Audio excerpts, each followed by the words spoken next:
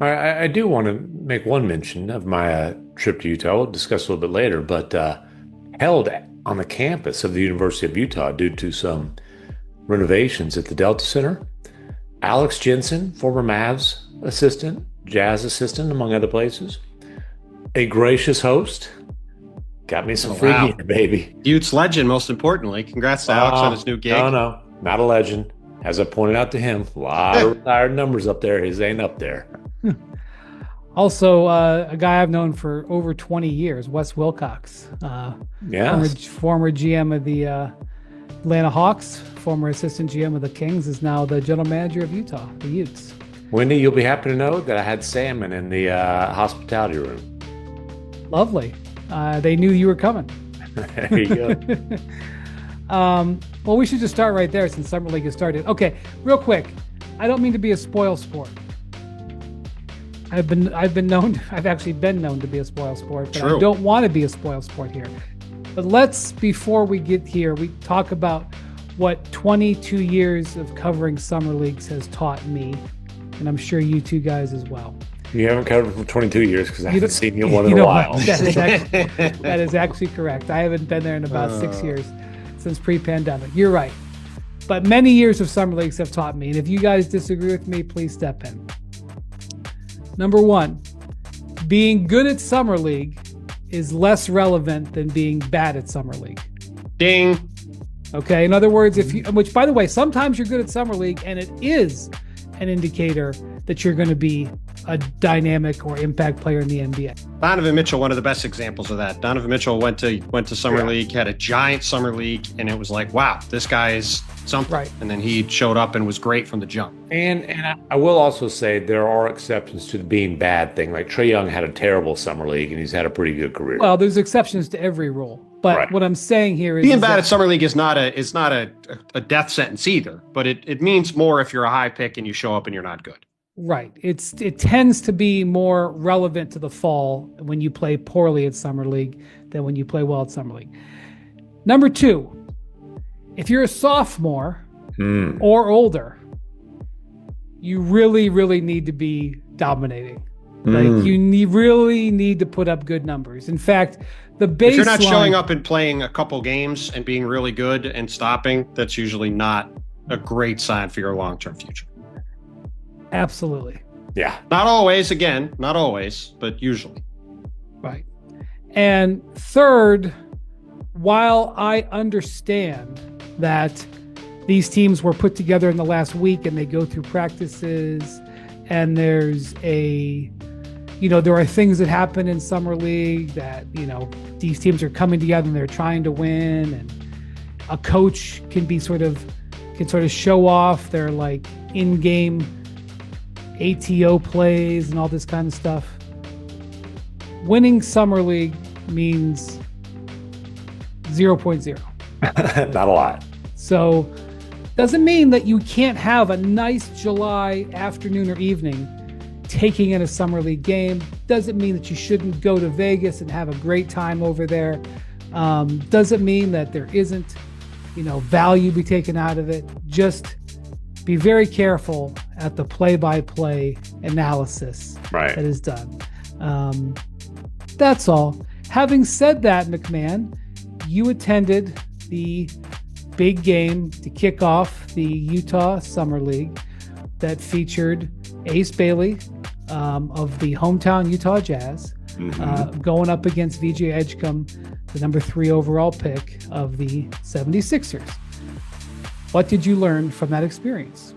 Well, I learned that VJ Edgecombe with NBA spacing can get to his spots with relative ease. Didn't have the best shooting night, 1 of 7 from 3, but he got up 27 shots and knocked down 13 of them. And man, does that guy got a turbo button, which you knew. But he didn't have a great year at Baylor. The spacing was awful. He was playing in traffic the whole year. Him and with some space and the open floor especially is fun to watch. Ace Bailey, let's start with the positive. There were no indications of discontent or attitude. Like, he was smiling. The Jazz media reported Ace Bailey.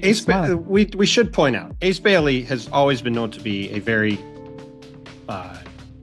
high energy, positive guy. It's not like he was some malcontent guy. That was a weird situation for a variety of reasons, but nobody ever was like wondering if the guy was going to show up and be, I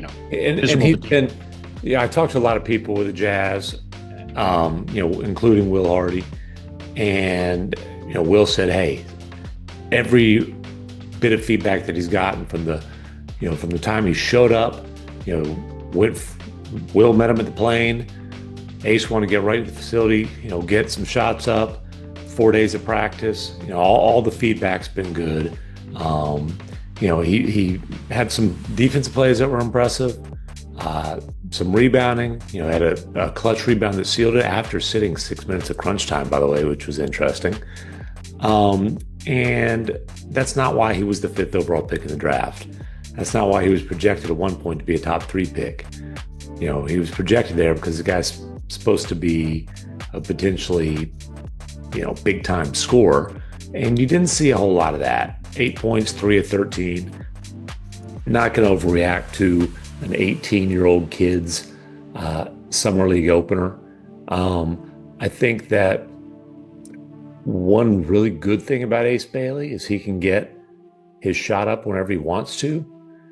Also, one bad thing about Ace Bailey is he can get his shot up whenever he wants to. And there are times where it's like, Scott Morrison, friend of the pod, a defender of all Canadians, a guy who really did not like me saying that Shea was the weak link of the Oklahoma City Thunder defense, which I meant as a kind of a backhanded compliment. You stand by that statement, I believe. I do. And Shea will be the first to tell you, but I've been chastised by Scott Morrison, Jazz assistant, former Celtic assistant, very good dude. Utah Scott Summer Morrison. League coach and proud Canadian. I've been chastised by him. But anyways, he pointed out like they can do a better job of getting him involved. It's an interesting situation. There's a lot of guys that are on the Jazz roster that are playing for their Summer League team. Cody Williams, by the way, also sat out all of crunch time. But it's not like, Ace wasn't a featured attraction necessarily offensively. They weren't Scott said they could do a better job of getting him more involved offensively. And then, maybe he could do a little bit better job on shot selection, but those two things kind of go hand in hand. But again, they were choosing to emphasize the positive of, the effort, the athleticism, the length defensively, his ability to cover a lot of ground defensively, to close out, to be able to help and close out big distances, his willingness and ability to rebound, those kind of things. And as Will told me, he says that stuff doesn't get talked about enough with him, and the offense will come as he learns a new system and new people and all those kind of things. Yeah, he's a guy that's going to probably drive Will insane at times this year with his shot.